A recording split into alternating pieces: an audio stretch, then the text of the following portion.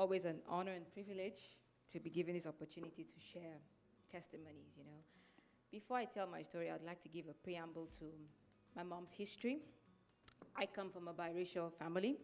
My mom's Indian, my father is Nigerian. And my mom comes from a very, very staunch Hindu family.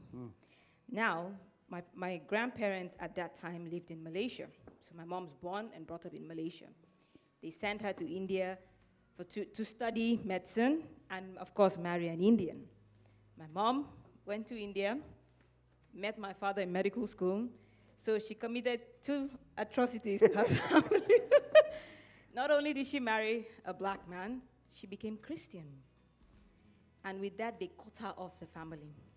Everything that was supposed to be willed to her, given to her she was the second child, because she lost her elder sister in between. So she was just cut off, and that was fate, She saw herself going to Africa to help Africans as a medical doctor, but God had greater plans for her.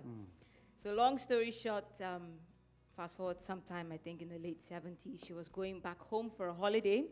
At that time, she had my 2 elder sisters who were under 3 or under 4.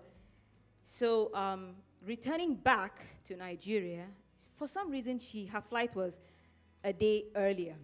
And those days, there were no cell phones. You had to use the landline or to make calls. So she got off the plane, and next to her was this lovely lady, Nigerian woman, that was chatty, helping her with the children and all that. So when she got off, she said she needed to use the phone.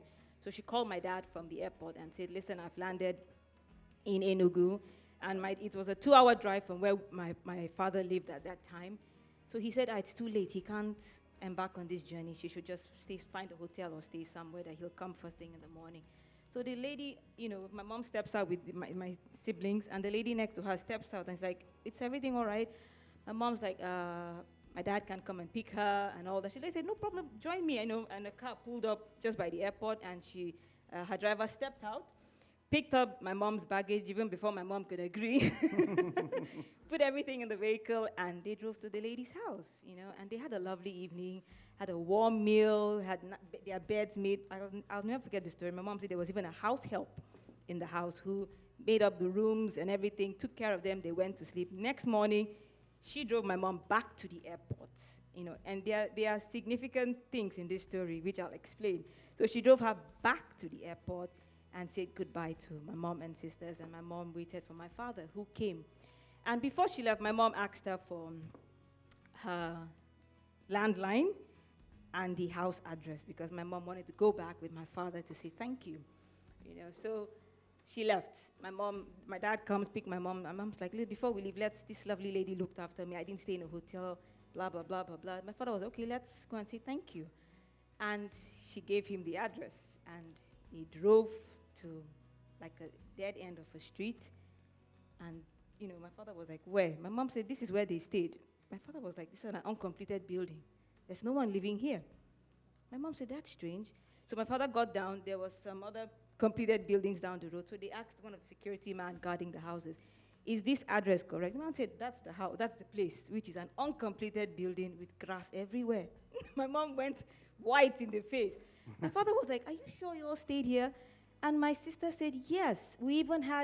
She remembered what she ate vividly. She said she even had egg and plantain, and the Nigerians would know which one is egg and plantain. She said, yes, Daddy, we had egg and plantain, and I stayed in a room that she was pointing at the corner. So my father was a bit confused. He didn't understand, Of course, my mom was now quiet and sat in the vehicle.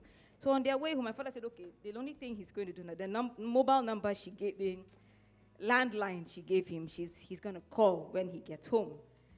So my father picks up the call. In those days, you had phone directories, where you can search states and cities and all that, So that number there was no such thing. The operator comes back and tells over the phone that there's no such number in existence.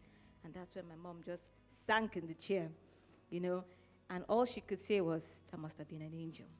Wow. And it clearly was an angel, because my sister was, I think, like 5 years old, and she could remember. She said, Daddy, she was a big, fat lady with long braids.